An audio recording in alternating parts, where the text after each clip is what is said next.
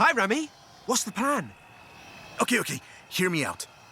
Beautiful Mexican supercar, beautiful Mexican roads, promoting the Horizon Festival. Do we need promoting? The festival seems to be doing okay. It's Remy's Racing History Month. That's a totally official thing that I didn't just invent for the festival playlist. Yeah, it's my favorite Mexican cultural event hosted by my mate Ramiro Luis Miron. All right. I'll find someone else. That's not what I said. Of course I'll help you. I knew I could rely on you. Let's go!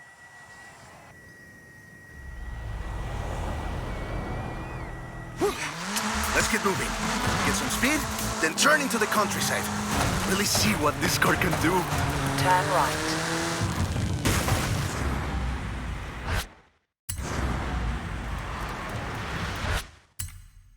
In 100 meters, turn right.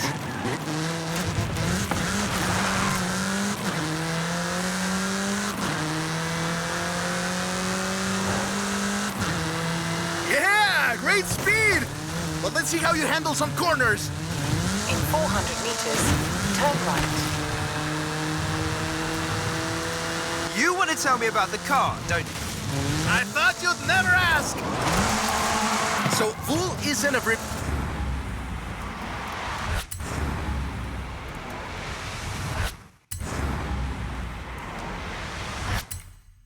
abbreviation. It stands for Vehicles of Ultra Lightweight and High Performance. It was started by two brothers,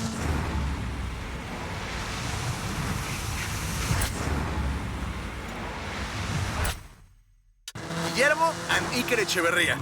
Less sightseeing, more going fast.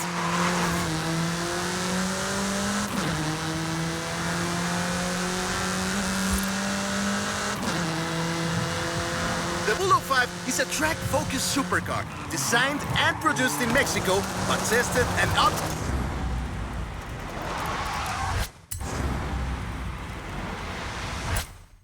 optimized in the UK. I even think I saw one at the festival when I was over there.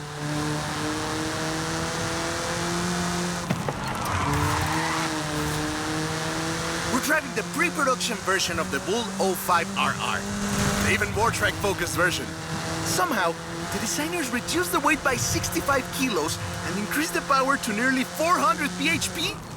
Then they lowered the engine by 50 millimeters to drop the center of gravity and improve cornering. Impressive. They're pretty serious about the ultra-light part.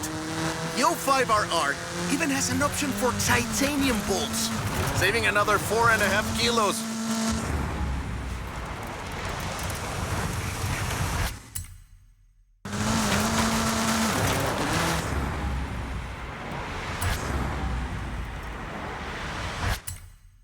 What's the RR stand for? Road and Racing. The car was designed for an enhanced track experience, but remains road legal. In 400 meters, you will arrive at your destination. Perfect. There's a couple of other things you can help out with, if it's not too much trouble. You're never gonna let me live that down, are you? Call me.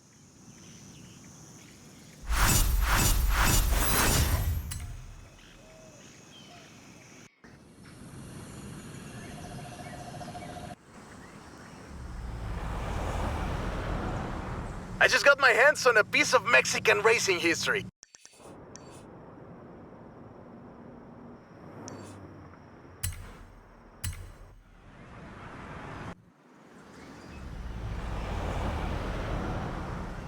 Wanna see? Of course. I'm on my way.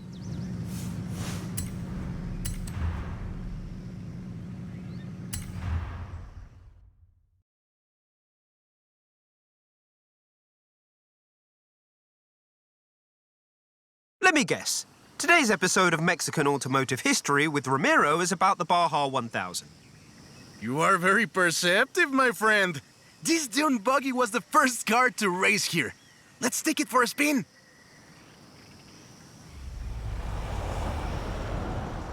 The Baja 1000 is probably the most prestigious race held in Mexico. Do you know how it all started? I assume the Myers Manx has something to do with it. Correct again. The Baja 1000 started as a very elaborate marketing campaign for the car you're driving. But let me start from the beginning. On the 22nd of March, 1962, Dave Eakins and Billy Robertson did the first real Baja run.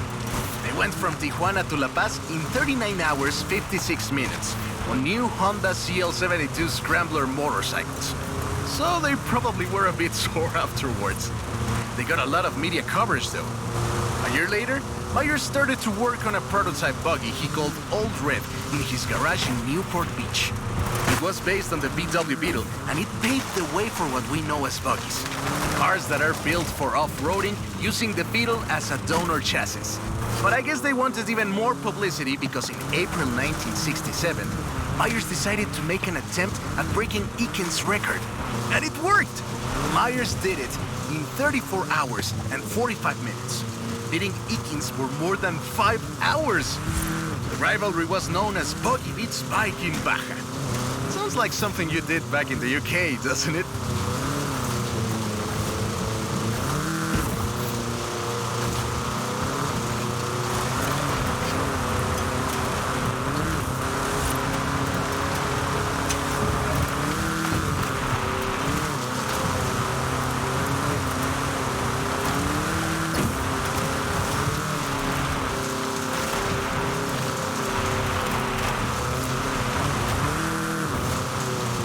Myers Manx became an overnight sensation as a result, and suddenly they were friendly races all across the Baja.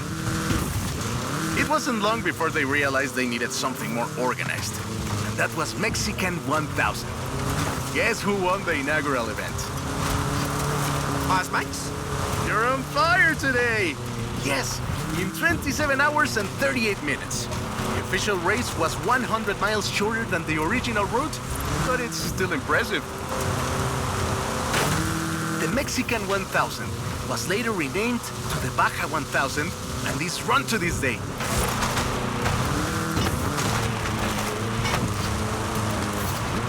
200 meters, turn left. Turn left.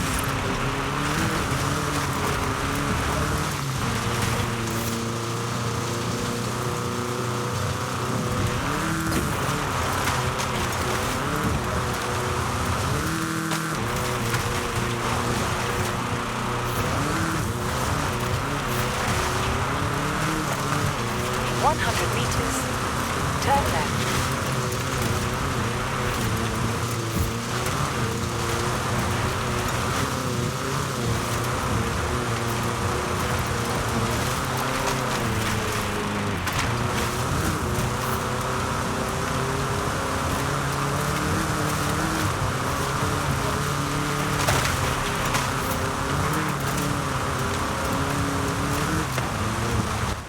I love that story.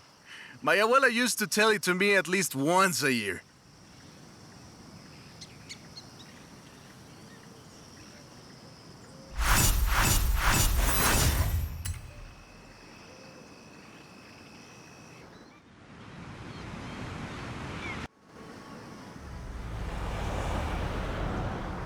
Hey, come quick! Papa Fernando needs your help! Okay. I'll be right there. In 100 meters.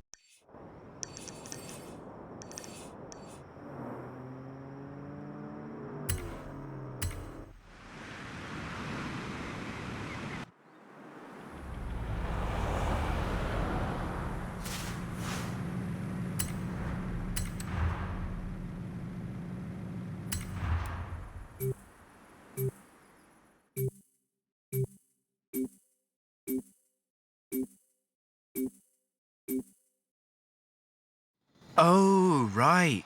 I get it now. To be honest, though, it was me who needed your help, not Papa Fernando. I can't fault that logic. Who are the other racers? It's this new street racing crew that's been hanging around. I think they're here to see what you can do. Let's show them.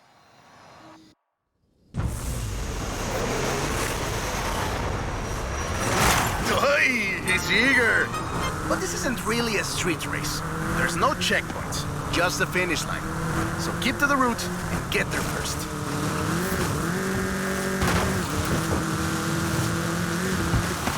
hard to overstate the effect that the Beetle had when it arrived in Mexico in 1954. Before that, all we had were these huge American cars.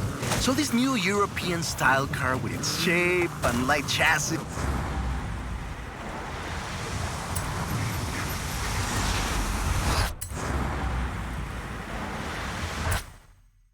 and those adorable headlights and an engine that anyone with a tractor could fix was, well, a complete game changer. They were so exciting that they were displayed at the Ciudad Universitaria in Mexico City, and there were lines to come and see this new car. Production of the Beetle started in Mexico soon after 7 of them finished the Carrera Panamericana. Before that, people were a bit worried about reliability, you see. We Mexicans love a good-looking car, but a car that can do work is better. The Panamericana convinced us, and in '61, Automex had assembled 250 of them. By '62, the first plant had opened in Jalostoc, making 10 of them a day. We love that car. So another plant opened in Puebla in 1967, and that is a great car. Probably the most iconic car in all of Mexico. Ay, es increíble que un auto tan pequeño deje un vacío tan grande. Adiós, sedan. Thanks. I'll call you when I've got that next one ready.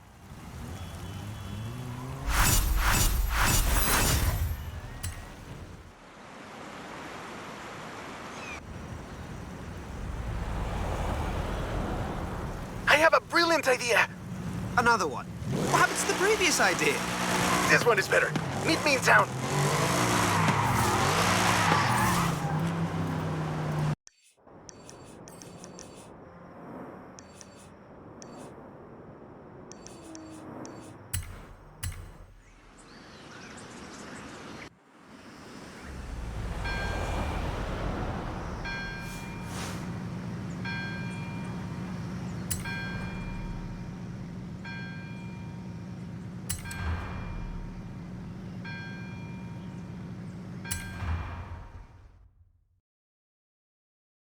I have 2 cars here. A first-generation Volkswagen and a 7th-generation Volkswagen Golf. Made in Mexico for almost half a century. Sadly, they stopped building them in 2021. But we can still race them. What do you say? To make it fair, I will give you a chance to make an informed choice. Let's go for a test drive. And I've got lots to tell you about Volkswagen Mexico.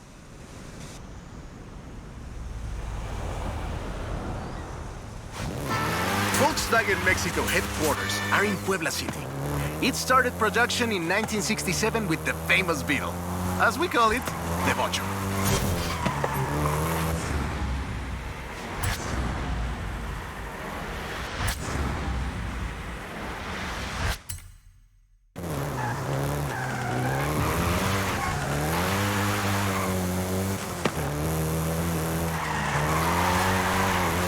VW made multiple attempts at replacing the famous Beetle with newer models, but all of them failed way short of achieving the production figures until the Volkswagen Golf came into play.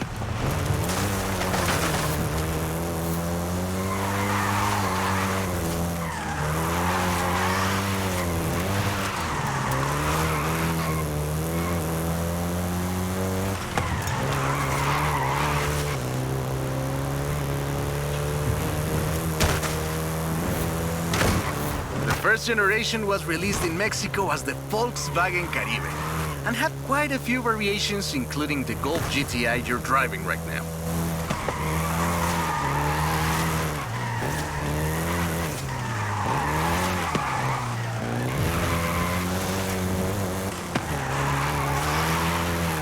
VW engineers, inspired by the Beetle GSR, designed and prototyped the Golf in secret as a Skunk Works project. Little did they know that the Golf GTI would become the hot hatch.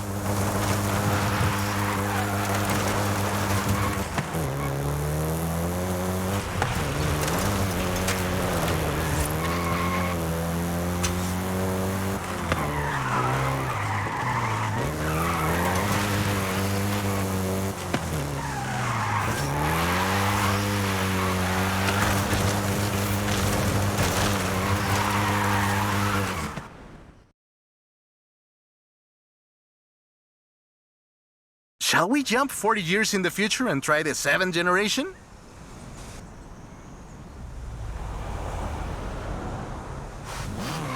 The 7th generation of the Golf first appeared in 2012. This version is the Volkswagen Golf R meaning race.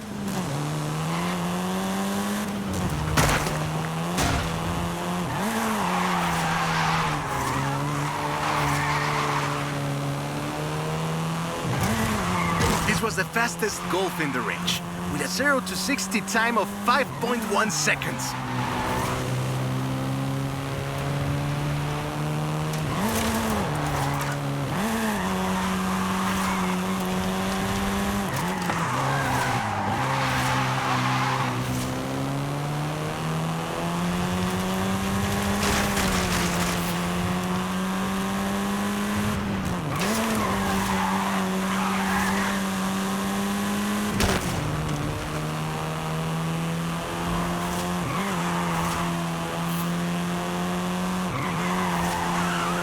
Volkswagen Mexico produced all 7 generations of the Golf, totaling more than 2 million units over 44 years. In fact, a lot of Golfs you find in the US were built here.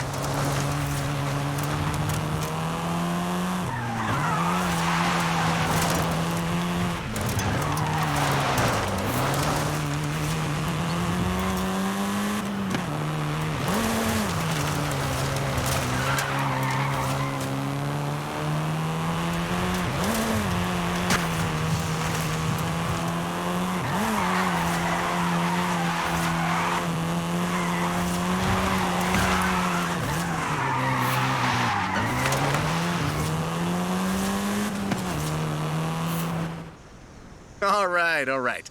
Enough driving around. Let's go head to head, after you've had a chance to rest.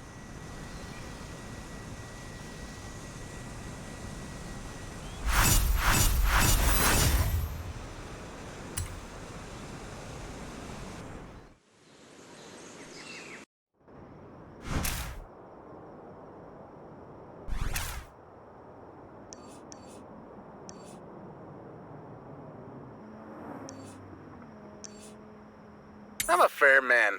I'll let you choose. Which Golf do you want to drive for our little race? I'll take the Golf GTI.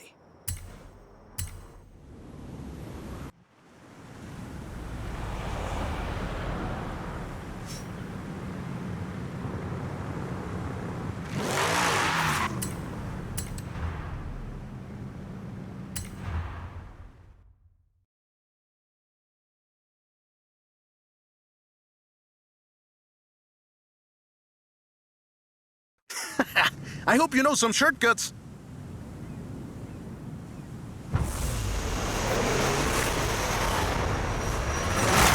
See you at the finish line. Don't make me wait for too long.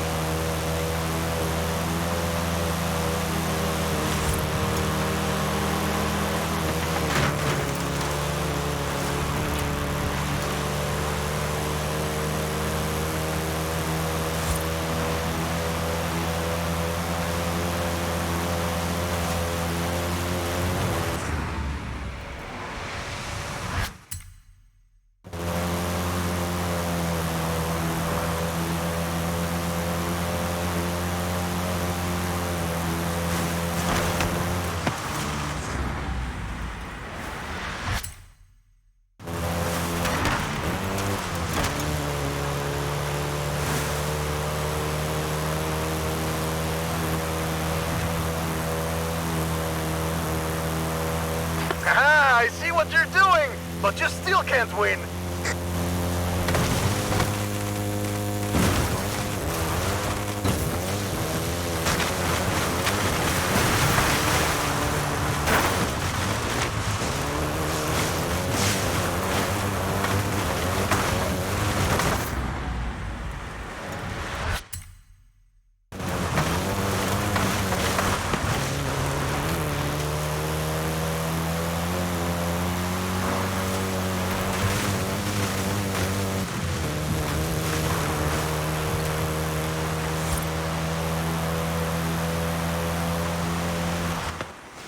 What a race!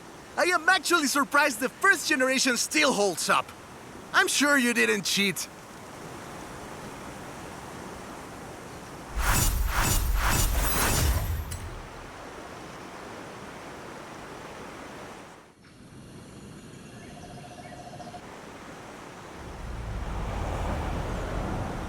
I have a story to tell you, my friend, about the old wolf in the swamp.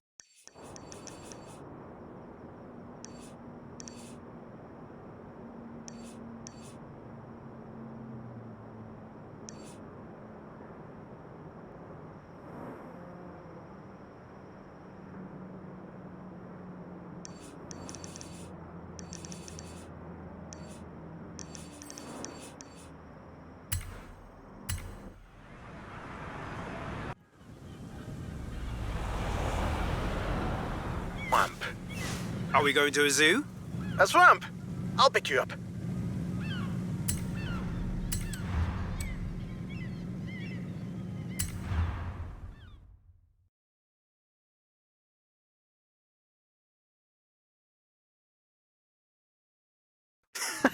I hope you know some shortcuts.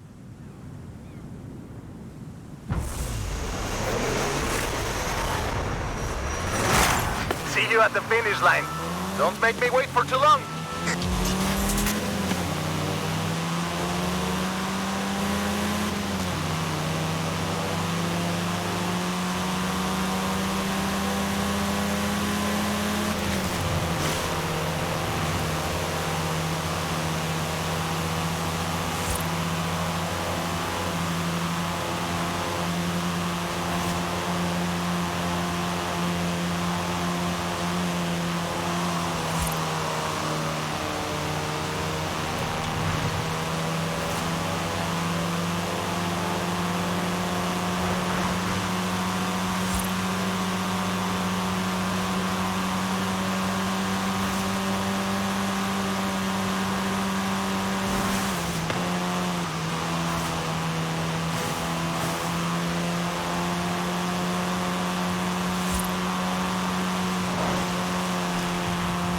Aha, I see what you're doing, but you still can't win.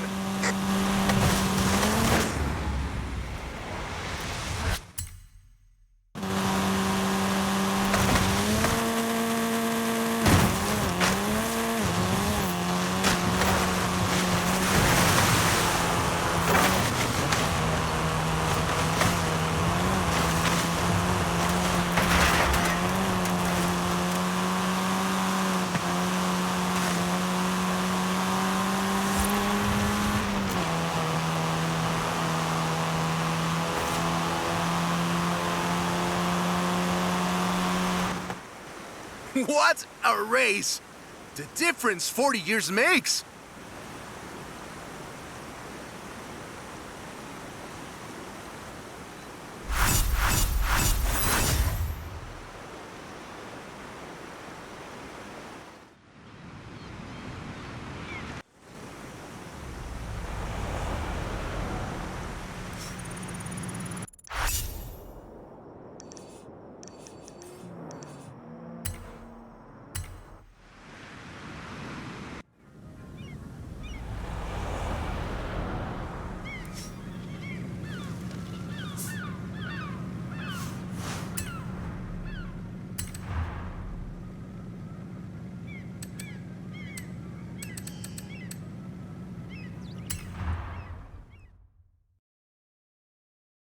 That's the old wolf.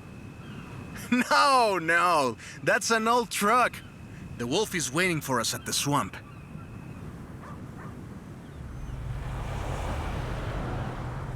Haley asked us to clear some debris, and I've got just the car. But we need to get there first. Of course! Who do you think I am? The driver who destroyed a record-breaking amount of fences. That's fair.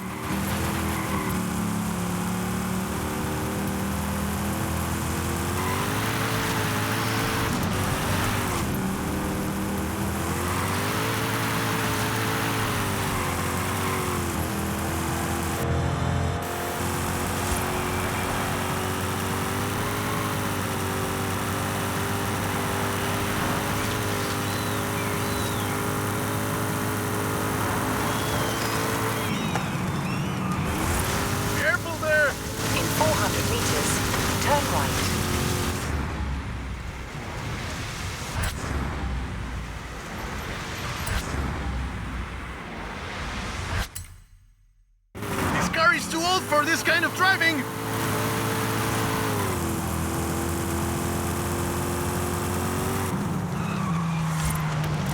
You get to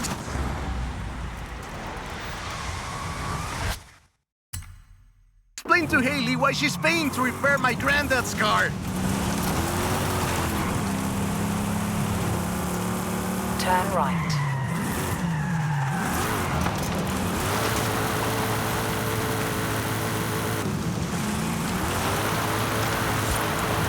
In 200 meters, turn right. Turn right. See? Got it here in one piece. And gave me a few heart attacks.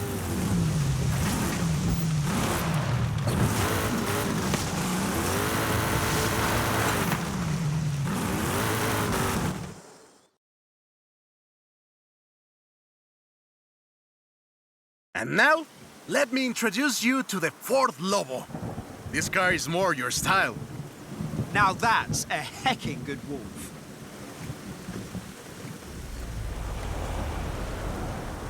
We call it Lobo here. Marketing in this country is outstanding. Let's get to work. See all that Russian stuff? Clear it out. What? No! It's not just an excuse to throw the Lobo around. It is just an excuse to throw the Lobo around. In the 90s, Ford decided that they needed to rebrand the F-150 for the Mexican market. And the name Lobo just has a real ring to it. They started using the badge in 1997, and the rest is history. The Ford Lobo quickly became one of the most popular vehicles in the country. Lobo is still used for the modern Rangers like the one based on the F-150 Raptor you're driving. But we don't just call it Lobo. No.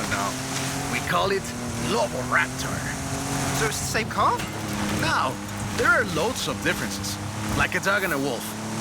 The Lobo only comes in XLT and with higher trim levels. The base version is still sold in Mexico as the F-150, but the Lobo is the elite F-150.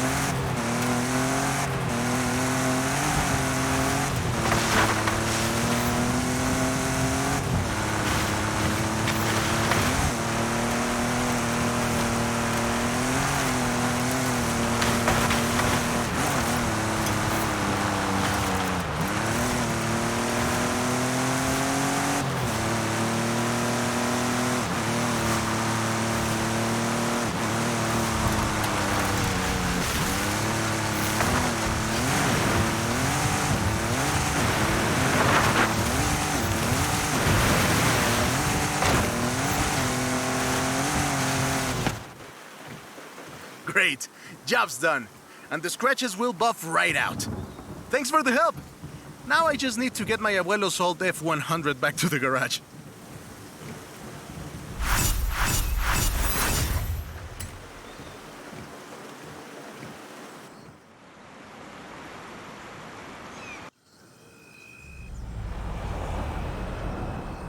I've got 1,400 horses and I need you to help with them. I think I know what this is. I'll be right over.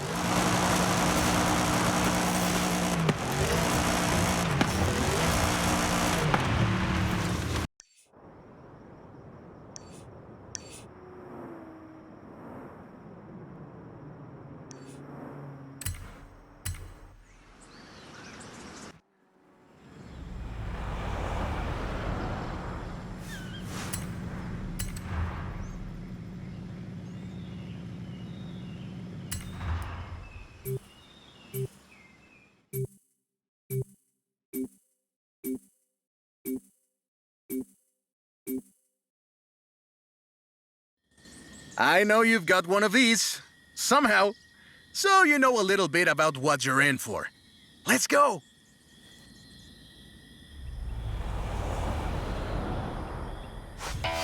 Let's take this down to the beach. Stick it in AWD if you like. There's some nice curves up ahead.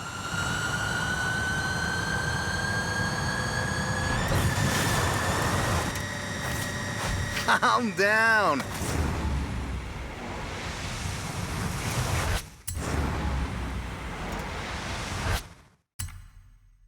I know you like to go fast, but I had a big breakfast.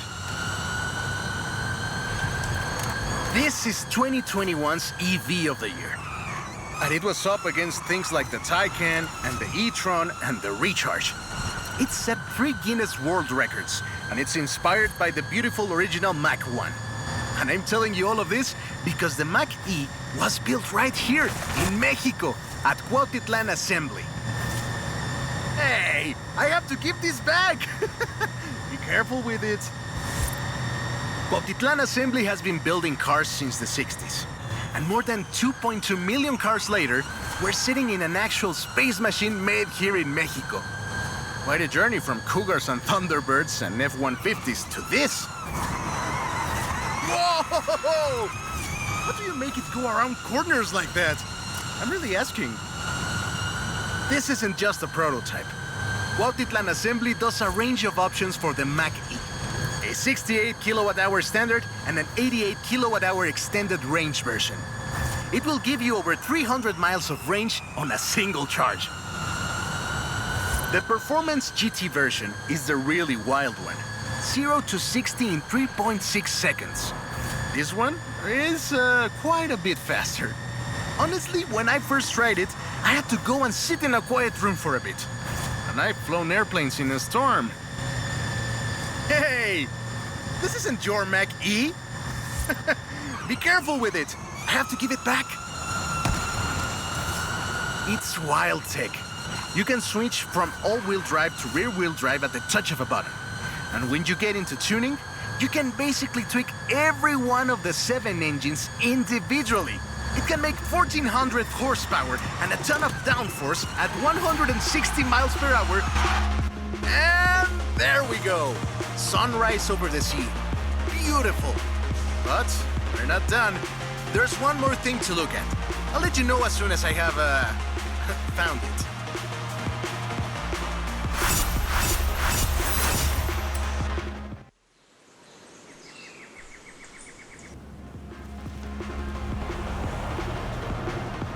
Okay, this one will be epic. I found the Porsche Carrera. You know what that means? Racing? And what do you mean, found?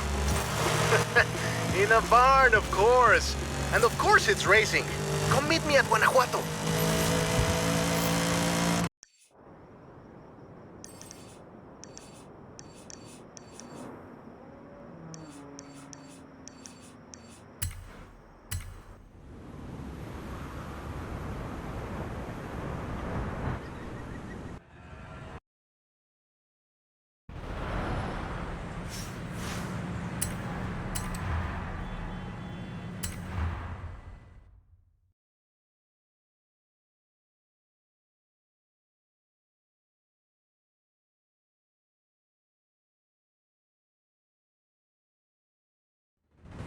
This beauty got her name from the Carrera Panamericana. The races don't run anymore, but who can blame us if we take it out one more time? Right? Let's see what this car can do.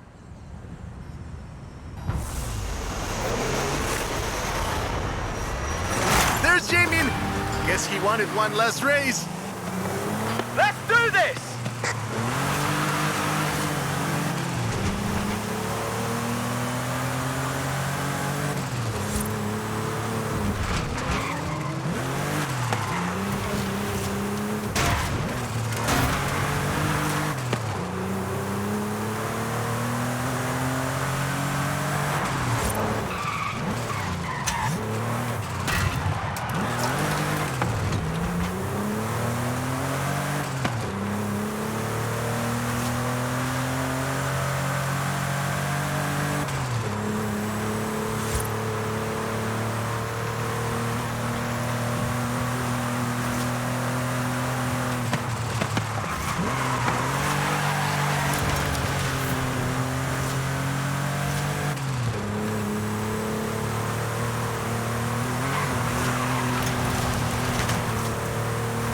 The first race had 132 competitors, and everyone turned up. Amateurs to F1 drivers, men, women, professionals, anyone who had a car. Do you know anyone who participated? Aleja thinks Papa Fernando did, but she thinks Papa Fernando did everything. I know we used